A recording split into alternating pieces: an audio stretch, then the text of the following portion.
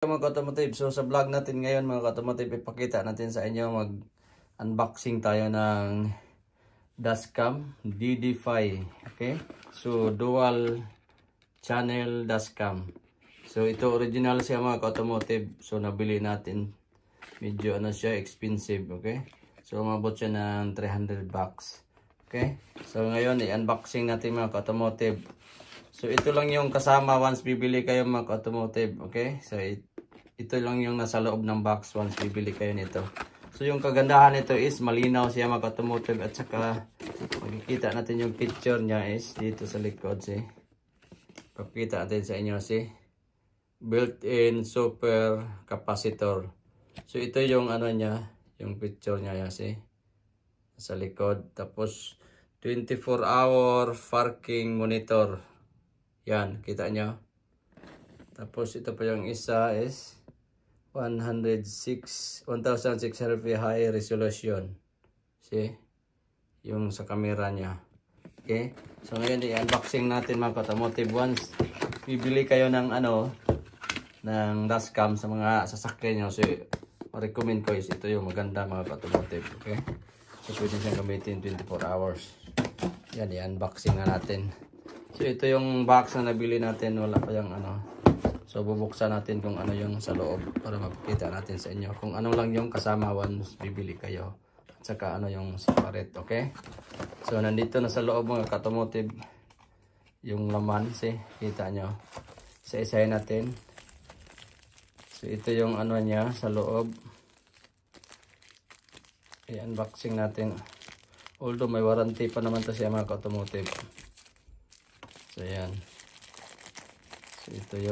So ito yung static niya, plastic. Ito yung lagayan doon sa cam. So doon nyo sa idikit sa front windshield. Okay, so ito yung kabitan niya. Tapos ito may siya, adhesive. So ito yung pandikit niya.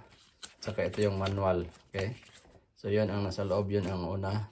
Pangalawa, ito yung keyboard niya mga automotive. So estimated na to siya, masubra pa to, excess to, kasi kahit anong sasakyan niya is kayang abutin ito. Okay, mula sa front and rear camera. So ito yung mga nasa loob. So pag gusto niyo yung gamitin yung lighter na yung linya na doon kayo magkuha ng 12 volts, so ito yung gagamitin nyo. Tapos ito yung niya, mounting niya. So dyan nyo idikit. Yan, tapos dito nyo sa insert. Okay, so ito yung mga nasa laman. Tapos ito may cable pa. Yan. Tapos ito yung rear camera mga automotive. So doon nyo sa idikit sa likod ng ng salamin. Okay. Tapos ito yung camera niya. Tingnan natin. Yan, napakaganda. So ito yung kasama doon. Tapos ito na yung pinaka main camera niya mga automotive. Napakaganda DD5. Original to ito mga automotive Yan, so hindi tayo bumili ng yung mamarahin kasi pareho pa rin. So yung sa atin is maganda yung quality. Okay, so safety yung sasakyan natin once nakaparada tayo 24 hours. Okay, so dito nyo sa isaksak. So ipapakita natin sa inyo pag install nito. Okay, kung papaano na hindi madali malubat yung yung battery ng sasakyan nyo. Okay, kahit naka-under siya 24 hours. Wala siyang monitor mga automotive, but yung gagawin yung monitor is yung mobile nyo. Okay, so yung importante lang man dito is nag-record siya.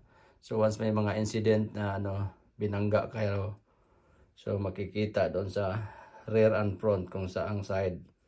Okay, so makikita nyo kasi may USB to. May lagayan to ng SD card dito mga automotive.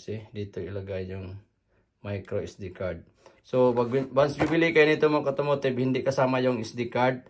So yung pinapakita ko lang sa inyo, yung doon sa loob ng box, yun lang ang niya, package sa ilalim. Tapos ito may pang sungkit sa mga wire kung saan nyo insert. Tapos ito bumili tayo ng individual na SD card. Is capable siya dito na sa DD5 dashcam. Malakas siya, maraming maano ito mga automotive na video. See, 128 GB. Okay, high definition siya mga automotive.